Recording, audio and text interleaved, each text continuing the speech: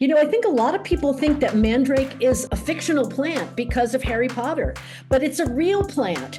And because it's really gorgeous. Just if you're a gardener, you would want to grow this plant. But back in the day, people thought that the root looked like a human body. And so it was considered to have a lot of magical powers.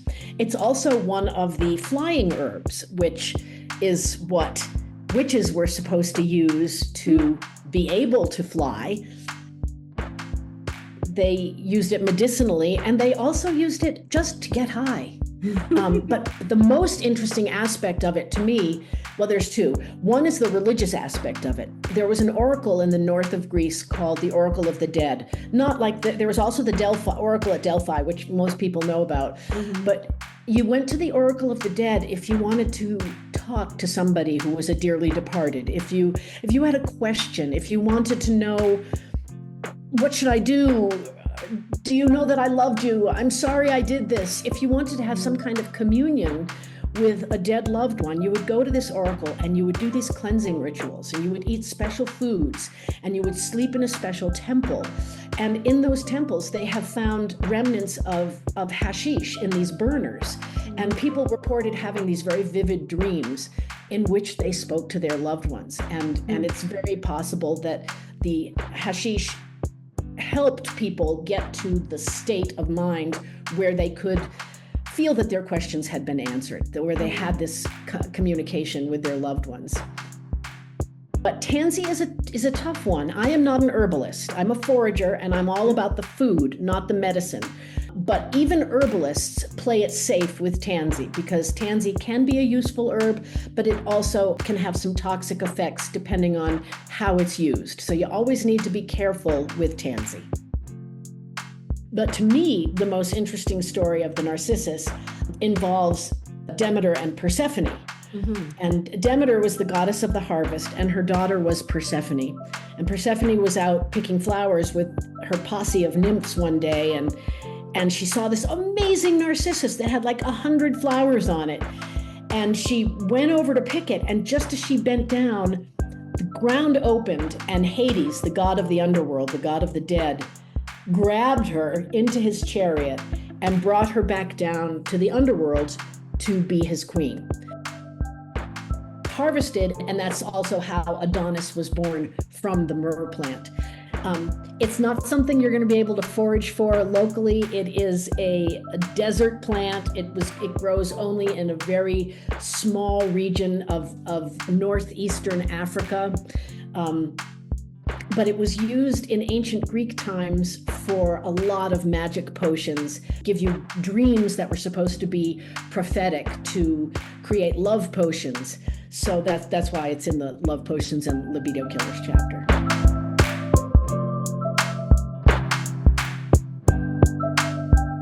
Welcome to your journey to find true tranquility on the Tranquility Magazine podcast. Please become a subscriber now to help us create more engaging and uplifting content for viewers and listeners like you. With your host, Jasmine Maya Royce. Today's episode featuring, for more information, visit our website at tranquilitymagazine.com.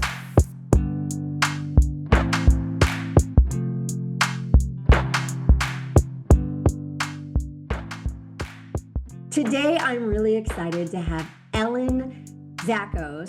She is an expert forager and a longtime foraging instructor.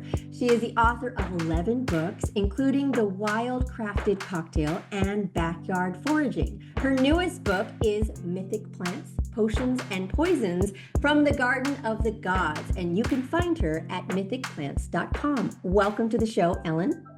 Thank you so much for having me, Jasmine. I'm excited to ask always, what is your current mantra or state of mind? My current mantra, and I thought about this, is never give up. I'm in fight mode, and but in the good way, not in a bad like weapons kind of way. So it's never give up. It sometimes might feel like what you want to do, but don't do it. It's a really good classification that, sometimes we have up moments and down moments, and we still need to push through it because all kinds of lessons come from that and how we get to where we are now. And Yep.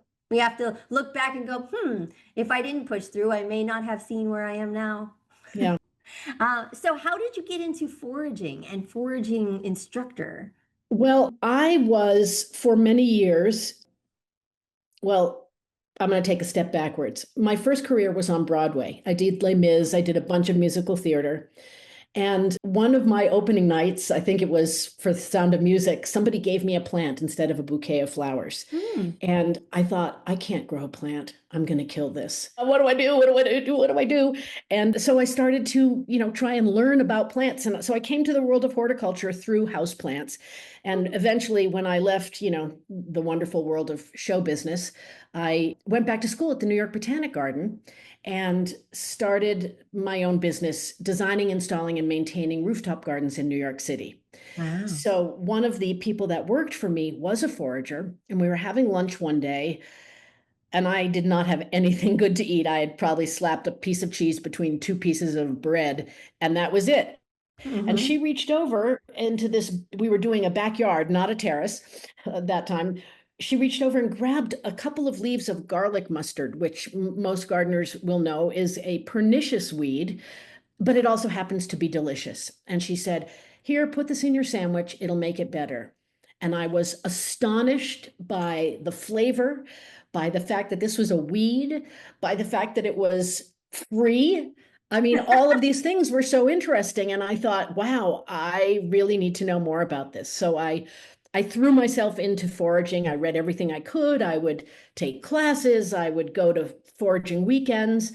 And eventually, after I wrote my first book, which was Backyard Foraging, I started to be asked to be one of those foragers at the foraging weekends. And I still do that.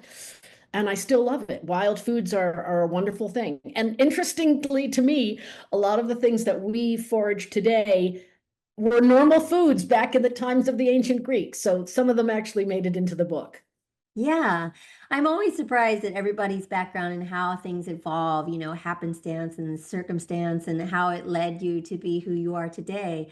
And I come from a Broadway understanding, so I minored in it, and I love Broadway shows, and that makes sense to me now, combining the both, why you were so fascinated by Greek mythology. Well, and also I'm Greek. Yes, There and I is was going that. to ask that, but I didn't want to assume because I could Yeah. assume wrongly. So Yeah. I'm assuming by the spelling of your last name. So where did your family come, if you know?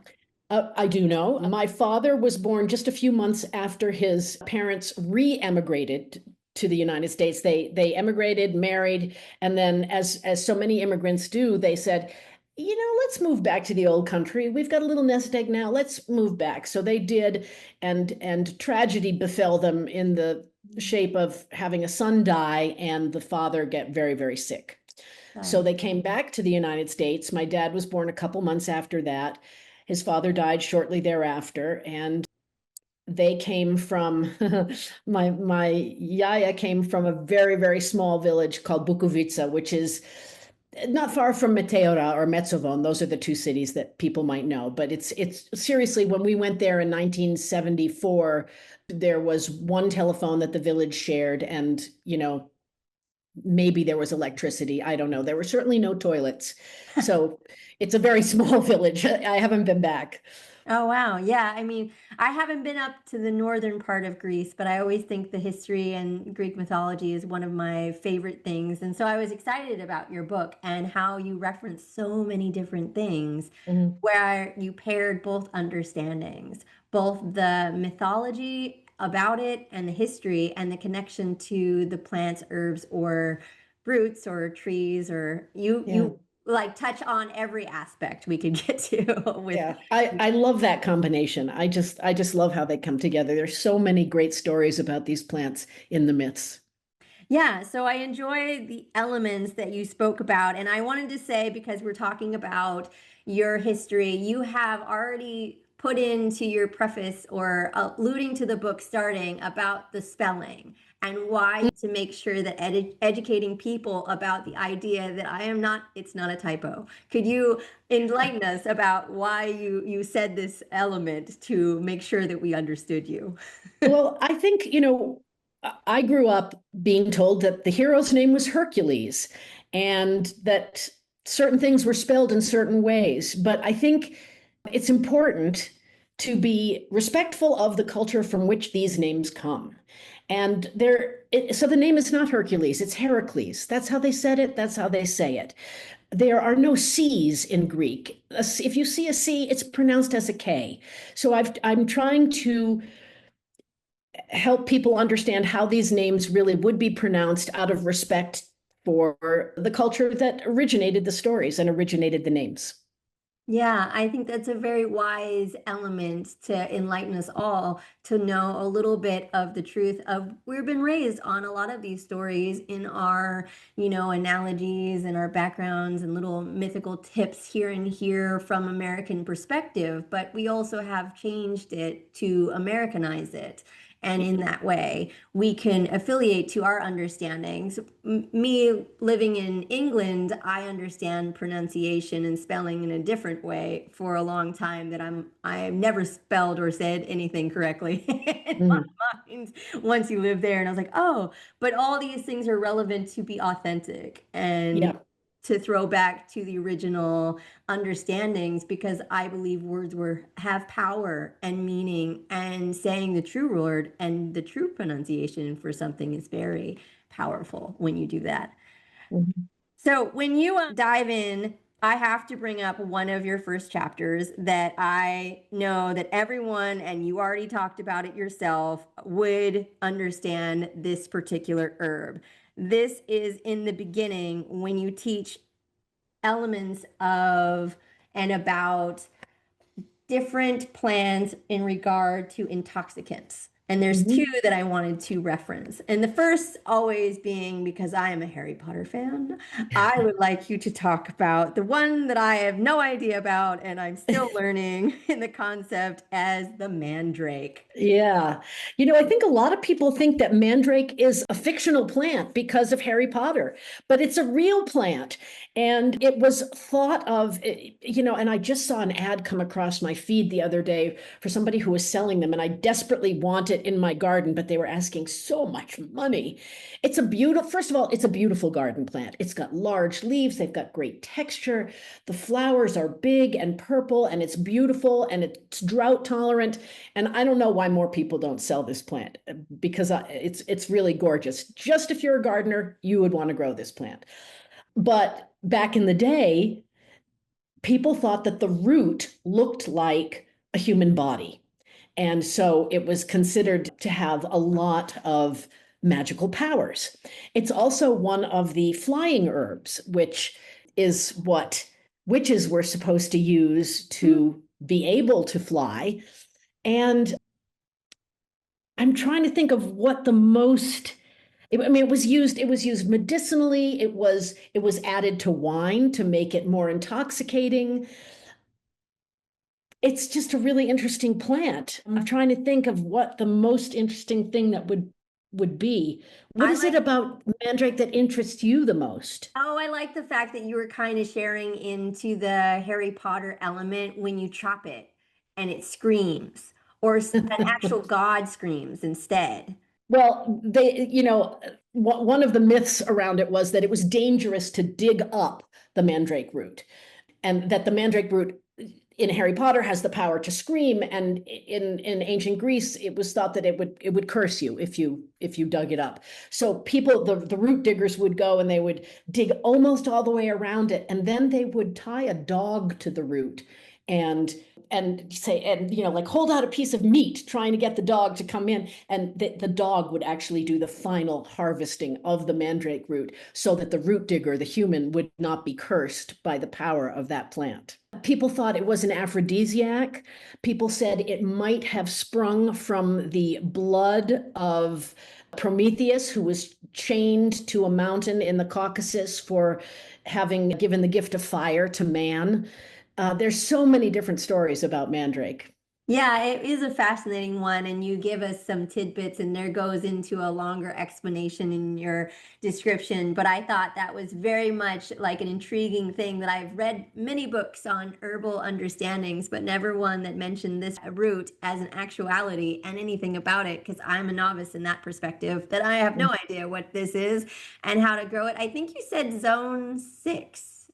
Maybe I'm wrong. Yeah, zone 6. Where are you in California? I'm in zone 8. Oh, So so you could definitely grow it. Yeah. yeah, so I think you mentioned a couple ones that we're going to get into that are more applicable to zone 8s, and some are in a different zone than myself. And for a gardener, we always want to know what zones can be grown or what can't survive here. But some things you mentioned are pretty hardy plants that are very difficult to find a place, especially in California. We can grow mostly anything. So You can, and you can definitely grow mandrake. yeah, so I also have to mention digging deeper into this chapter and the intoxicants. You mentioned something that I was not aware of that would be popping in. Absolutely, it would be out there, but I didn't know about actually that on the history factor that cannabis was part of this and how it evolved. So, can you expand on the mythology and the background on cannabis for Yeah. the Greek? I definitely can. The Greeks used cannabis for a lot of different things. They used it for fiber. They made a lot of cloth out of hemp. They used it medicinally, and they also used it just to get high. But the most interesting aspect of it to me, well, there's two. One is the religious aspect of it. There was an oracle in the north of Greece called the Oracle of the Dead. Not like there was also the Delphi Oracle at Delphi, which most people know about. But you went to the Oracle of the Dead if you wanted to talk to somebody who was a dearly departed. If you had a question, if you wanted to know, what should I do? Do you know that I loved you? I'm sorry I did this. If you wanted to have some kind of communion with a dead loved one, you would go to this oracle and you would do these cleansing rituals, and you would eat special foods, and you would sleep in a special temple. And in those temples, they have found remnants of hashish in these burners. And people reported having these very vivid dreams in which they spoke to their loved ones. And it's very possible that the hashish helped people get to the state of mind where they could feel that their questions had been answered, where they had this communication with their loved ones. A lot of the, I'm going to say, 19th century British white men who were classicists rejected this entirely. It's been modern archaeologists who have found the remnants of the hash oil, and also who have found what is to me the single most fascinating thing. In Herodotus's Histories, which was written in the 5th century BCE, I think, he talks about the Scythians, who were this horseback riding, nomadic warrior culture, and probably the source of the what we know as the Amazons. They were really women Scythian warriors. But he talks about how the Scythians would build a tent, and they put a fire inside of it and get the coals really, really hot, and they'd throw cannabis onto the fire, and then they'd go inside the tent and whoop it up. And everybody thought, this is not true. This is completely made up. Well, guess what? At the end, in the 1998 or 1999 in the Ukraine, archaeologists found, as they were digging at a Scythian site, the exact remnants of this tent and the burner with the coals and the cannabis. So Herodotus was not making it up. It really was true. And I love it when a story that for 2,000 years or more has been disregarded as being a fairy tale actually has been proven to have some truth to it.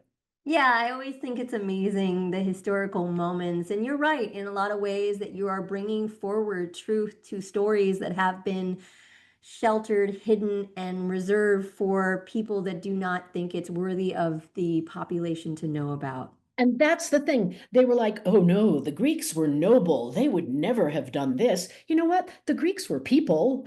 They drank wine. What's the difference? It's time to realize that yes, they did some wonderful things, and yes, they probably did some things that were not so wonderful, and then a lot of stuff in between. Oh yeah, I mean, well, they're originator of hotboxing before that term was a thing. Exactly. Yeah. But I understand that like a lot of things that we have frowned upon do have spiritual elements to it in our history, and understanding how that can help this spiritual journey that you speak about. But also you educate a lot of us, which I am familiar with, but a lot of people don't know the history of cannabis in our culture and our background that has been exterminated. I don't want you to dig too deep into that. I want people to pick up your book to understand how important this information is for you to be better aware of what our culture's standing is and our viewpoint in many ways and many regards. Yes, and I will not tell the whole story. I will just say that it was a respected medicine for many years by the US government until a very racist man decided to crusade against it. And he used it as a weapon against Black and brown people primarily. Yeah, and I think it's very truthful to understand our history has a lot of elements that we are not educated by. And I always say that history is written by the winners, and all losers have a different story, and there's always two views to every story, and you have to be open to everything to understand what really happened. Yeah. So, in your chapter about the elements of magical or medicinal herbs, rather, you talk about two that I want you to pique our interest in because I know nothing about them. One is rue and the other is tansy. Please describe what they look like and also what they can be used for. Okay. So rue is, gosh, it's hard to explain. It's really tiny little leaves, but they're pinnate and they may be doubly pinnate. And what that means is if you think of a fern that has a midrib and the leaves come out from either side, but the leaves are really tiny. I can. It kind of sounds like a maidenhaired fern, are you saying? It's not far from that, but the leaves are arranged differently. But that's a pretty good example. And then Okay. at the top, it has these very, very small, pretty flowers. Oh.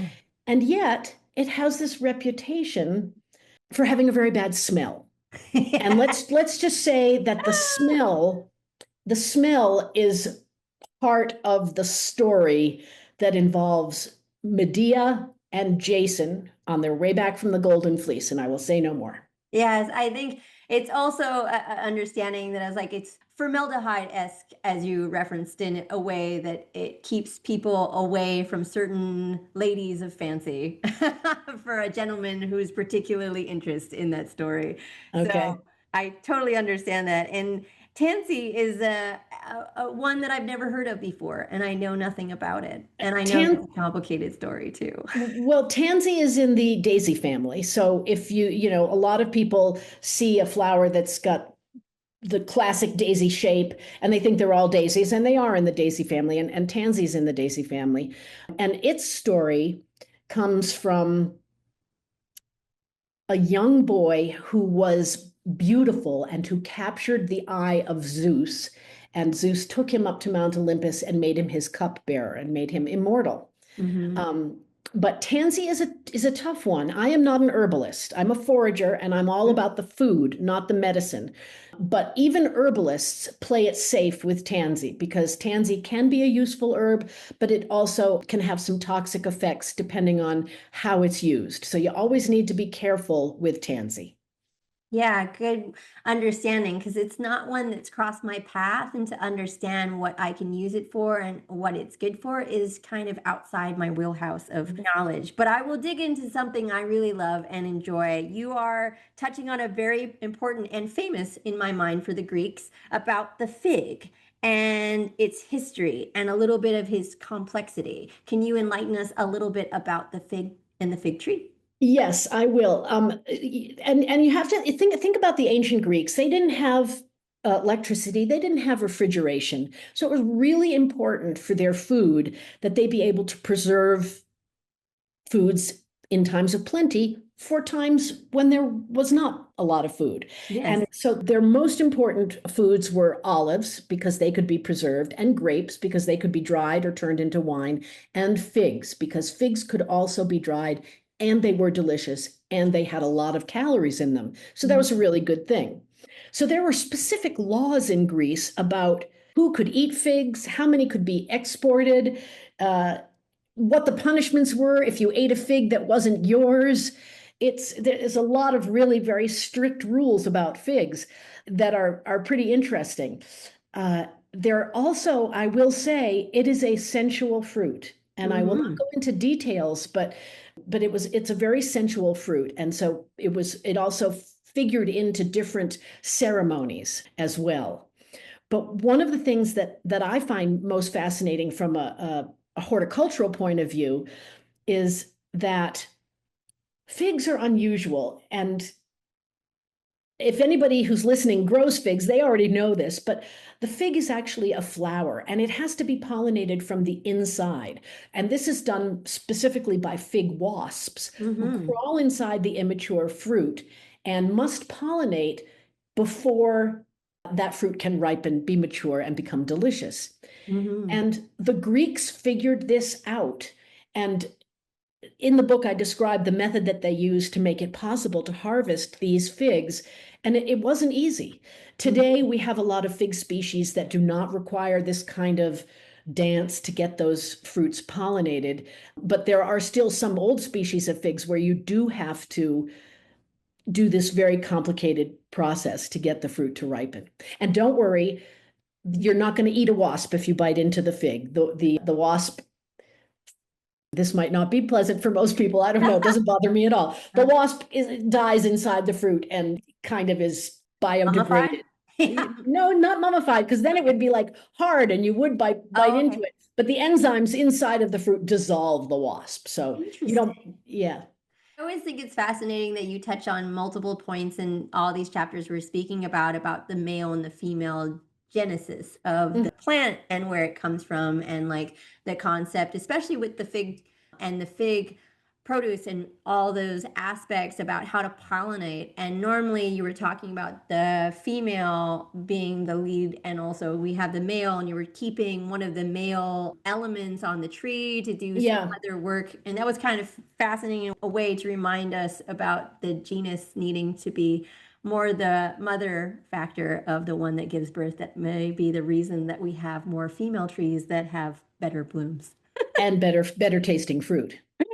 And that would be true. So I want to say I have to dig into the idea of the shapeshifters and the idea that you have enlightened us all.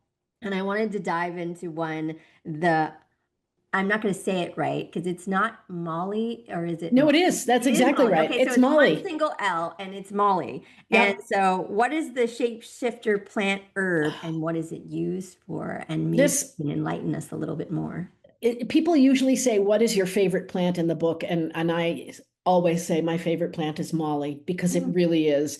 So if you know the story of the Odyssey, or if you read the book Circe, which was very popular a couple years back. Amazing. Yeah, it's a great book. Odysseus is trying to get home to Ithaca, and he stops on this island and he sends his men out to see what they can see. And only one comes back, and he's like, Odysseus, there's a witch and she turned everybody into pigs and you shouldn't go there. And Odysseus is like, I'm going to go. I'm going to see what's happening. And he sets off. And Hermes, who's the messenger of the god, intercepts him. And he says, dude, you need to hold on. There's a couple things you need to know before you go up there. Circe is a witch. She has turned your men into pigs. She's going to do the same thing to you. But here, and he bends down and he picks a plant and he says, you're going to eat this, and then she won't be able to turn you into a pig. And they describe the plant as having a white flower, leaves like a squill, which is to say long, narrow, and strap-like, and a black root. And it's said to be difficult for human to pick, but everything is possible for the gods. And these are important clues as to what Molly actually is. And people have speculated about it for years. Oh, it's a kind of garlic. Oh, it's a kind of cyclamen. But these were plants that everybody knew. So I don't think that's right. I think it's a snowdrop. And I'll tell you why, for many reasons. The Latin name for snowdrop is Galanthus nivalis. The Greek word for milk is gala. So you've got gala. So you've got a milk white flower. It has a black root. It has strap-like foliage. But here's the most important part.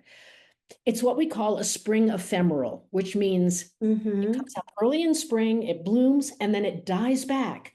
So if you're a human being walking through the woods and it's not March or February or April, you can't see it. It's not there. So it would definitely be difficult for a human being to find. But of course, an all-powerful God would know exactly where it was hiding beneath the soil.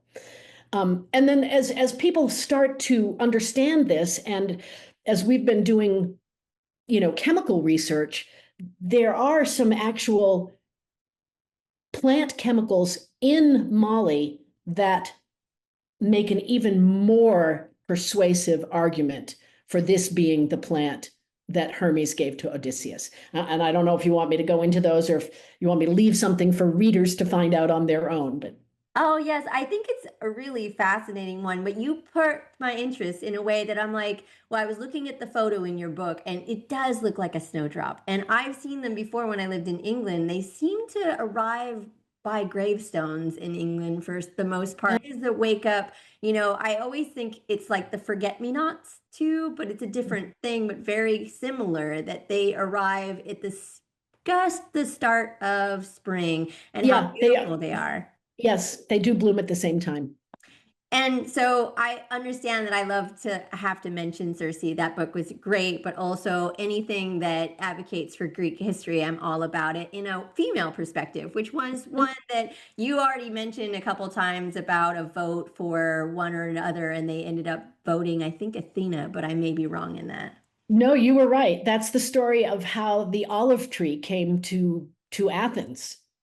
Yes. I think that's a very important one to educate all on. I do too. I mean, for every Greek, the olive tree is the symbol of the country. And even though most people might buy their olive oil from Italy or Spain, I only buy Greek olive oil.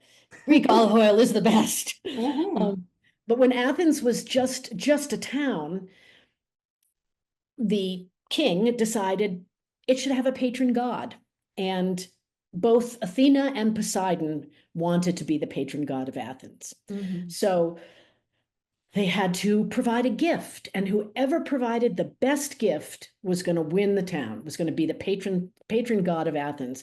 So Poseidon struck the ground with his trident. Poseidon was the god of the seas, for those of you who don't know, and water bubbled up.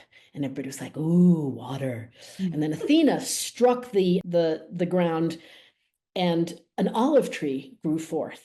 And there are two sides of this story. One says that the citizens of Athens got to vote and that the women voted for Athena, and there were more women than men, so she won. And that after that, the men of Athens decided the women shouldn't get to vote anymore. And then other people said that the gods got to vote. But the important thing to understand is Poseidon was the god of the ocean. So the water he brought to Athens was salt water. You can't drink it. You can't water crops with it. It wasn't very useful. But the olive produced edible fruit, produced oil that could be used to cook with, to light a lamp. It was used for body care, and it produced wood that was used for weapons and for building.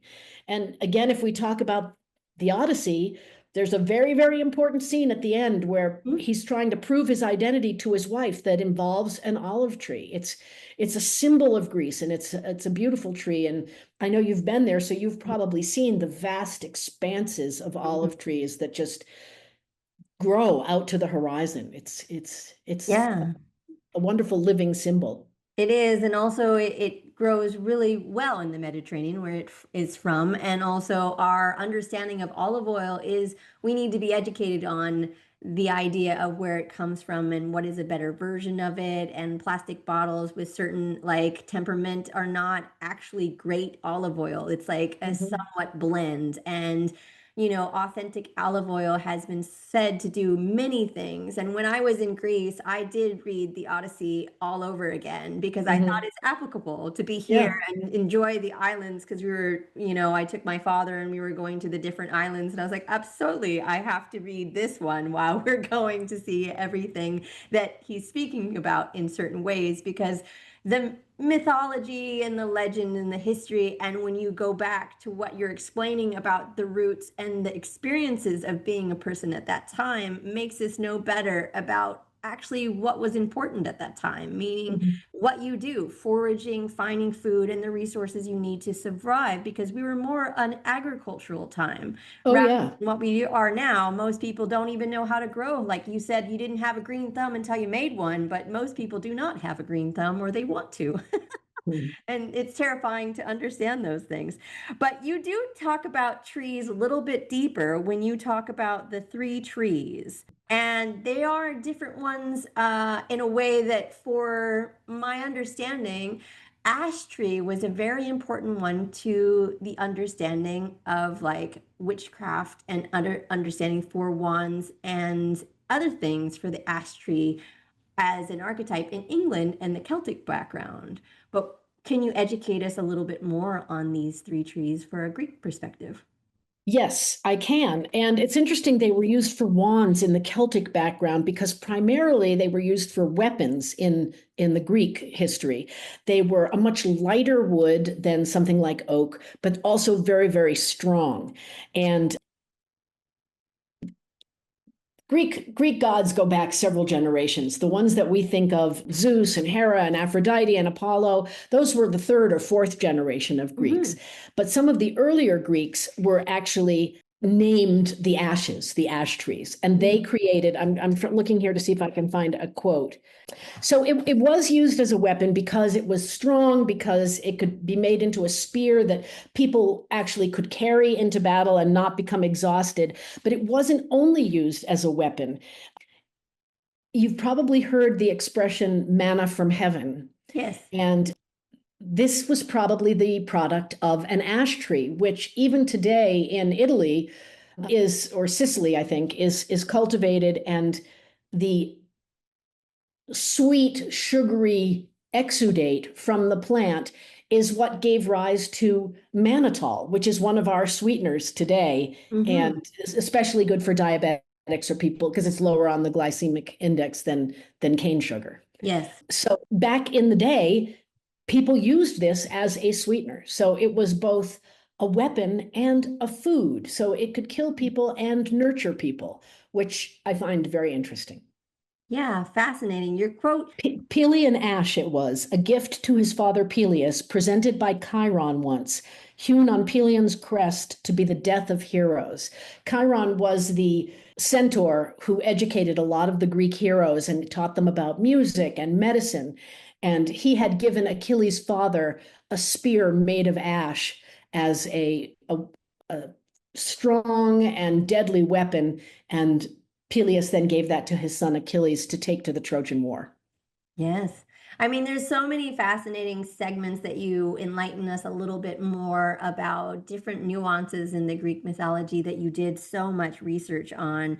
And I was always impressed to kind of see it from a different angle and to understand it better in ways that I didn't think about and I wasn't really prepared for. And I was like, oh, that's brilliant. Now it kind of, all the pieces are kind of coming down together.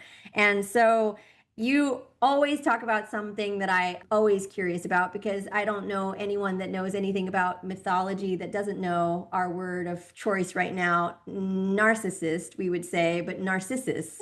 And the idea of who, we know who the idea of the god is, maybe not all of us, but you can enlighten us a little bit more on the plant that is also connected to Narcissus. Well, there's a couple of really good stories about Narcissus. And the one that you're talking about that we're familiar with is the story of the beautiful young man who was named Narcissus, who fell in love with his own reflection in a pool, and either did or did not realize that he was looking at himself, but either way knew that this was a love that was never going to be consummated, was never going to be a relationship. And so he just sat there gazing in the pool until he died. Yeah. So that's the narcissist. That's where we get the phrase the narcissist. But to me, the most interesting story of the Narcissus involves Demeter and Persephone. And Demeter was the goddess of the harvest, and her daughter was Persephone. And Persephone was out picking flowers with her posse of nymphs one day, and she saw this amazing narcissus that had like 100 flowers on it. And she went over to pick it, and just as she bent down, the ground opened, and Hades, the god of the underworld, the god of the dead, grabbed her into his chariot and brought her back down to the underworld to be his queen. Mm. Didn't ask permission, didn't say, hey, my name's Hades, nice to meet you. Would you like to go have coffee? No, just took her, grabbed her, kidnapped her, brought her down to the underworld. But the really interesting part of this is that the flower was made by Persephone's father, Zeus, specifically to captivate her so that it would be possible for his brother Hades to kidnap her, which is a truly dysfunctional family, if you ask me. Yes. Persephone does eventually make it back above ground for at least part of the year. But the Narcissus was seen to be a very beautiful, very seductive, and obviously very dangerous flower. Yeah. And so I learned one segment that I will give everyone, that the narcissus that you're referring to is a daffodil. Yes. Oh, I'm sorry. I just assumed people know that, and I shouldn't assume. Yes, Narcissus is the botanical name for daffodil. So, we look at daffodils and we're like, oh, they're so pretty, they're bright, they're cheery, but they have a darker history to them. That makes it lead into the idea of like roses have thorns and daffodils have drama and, dysfunctional family history of delving into Hades without knowing anything about it. But I think it's interesting that I didn't know that, because I'm not a fully certified botanist by any regard, but I always loved daffodils growing up, and it grows a plethora here in California, and we always see them every year, and having that little story that makes the daffodil perspective have a deeper meaning when I see them bloom now for the future. So you explain a little bit, and I'm going to say it wrong, perhaps. It's mirth. Is that right? Myrrh. Myrrh. Myrrh. Thank you. Yes. Mhm. I always get it close to the other one. So it's just, okay. So love and potions and killers, an interesting chapter. And is something that I thought inspiring that to mention that everyone needs to know a little bit more about myrrh. So, yeah, this is in the chapter called Love Potions and Libido Killers. And so Myrrh was named after the princess Myrrha. And she was the mother of Adonis. And Myrrha had been turned into the myrrh plant, and Adonis was born from her bark. And then became the lover of Aphrodite, because he was supposed to be an amazingly handsome man. But myrrh today is harvested by slashing the bark of the tree, and the myrrh, it's a liquid at first, but it hardens into sort of like a, if you've ever seen pine tree sap, when it oozes out of the tree and it hardens into a solid, you can Yes. kind of crush it a little. Myrrh does the same thing. So to me, it's interesting that that's how the myrrh is harvested, and that's also how Adonis was born, from the myrrh plant.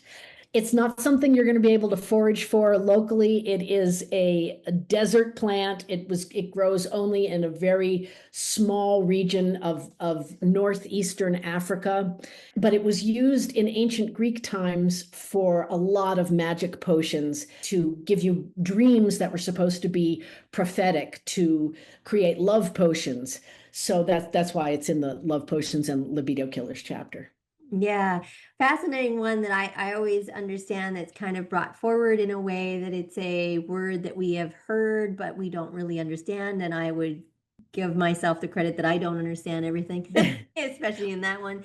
But it has the history that you talk about a lot in your chapters, and more of the fine tune, off the beaten path exploration into understanding the Greek understanding of physical connections, family relations, and difficulties that come into turning you into a plant, or being a plant, or being related to a plant.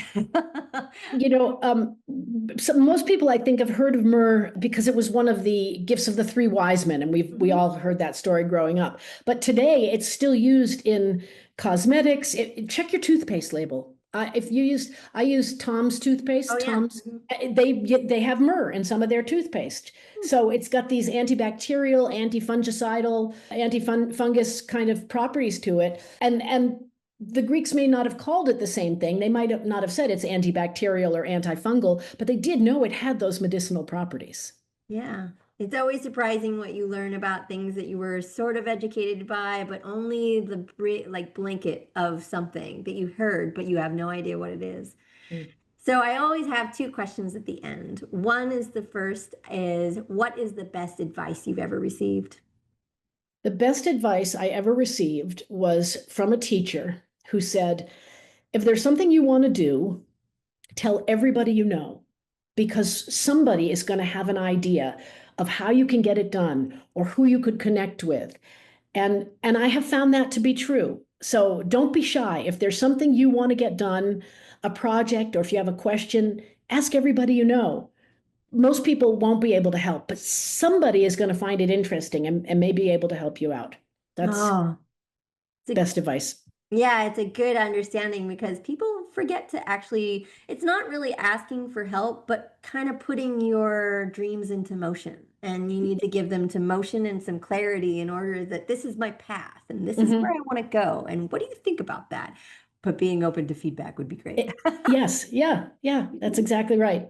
So, what is the biggest takeaway from the hardest lesson that you ever learned? And what did you learn from this experience? I thought about this a lot, and it has absolutely nothing to do with anything that we talked about. My mother died of Alzheimer's after a 12-year struggle. And I've always thought my whole life that telling the truth was essential. And the hardest lesson I ever learned was that when somebody is suffering from that kind of dementia, the love is in the lie, not in telling the truth. The truth was for me. The lie was for her. And I wish I'd learned that lesson earlier. Not to end on that kind of a sad note, but you asked, and that is it. I really thought about it. Yeah, but that's also, I can feel the understanding and the truth that you're telling and expressing because, you're right that we don't want to lie. I'm all about authenticity, vulnerability, and being exactly who I am. But there is moments in life that you have to pause. And if it disrupts someone else's mental clarity, you can't really lead them down a path they don't want to accept who they are now when they feel the weakest and the most vulnerable ever. You have to kind of let them assume that they're doing okay because and you have to support that in whatever way you can if you love that person. True, and it's harder when it's your mother or your father figure. That is a very difficult understanding to be the carer, or you become the parents for your parents eventually, and it's a very dangerous thing to navigate in your own regard because you're looking at. But thank you for that enlightenment, and I have to say I learned so much from your book. It was amazing. I can't wait for everyone to pick it up and check it out. You also dig into a lot of the things that we are understanding and familiar with that we didn't touch on today.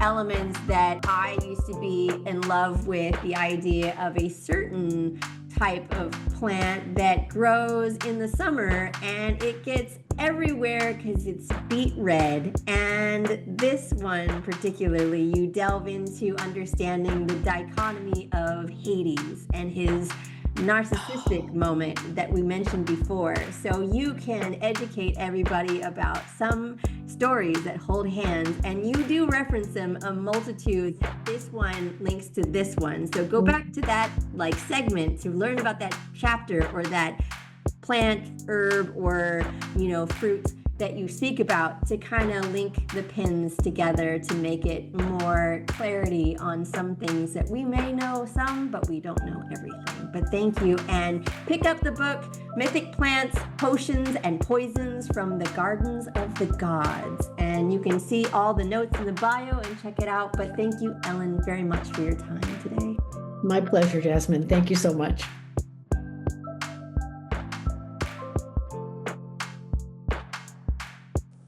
Thank you for tuning in to the Tranquility Magazine podcast. Please take a moment to become a subscriber. We are here to help you with your body, mind, and spirit.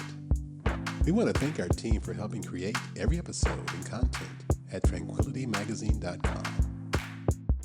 Find us on our social media to stay up to date and informed. We always appreciate your engagement and feedback.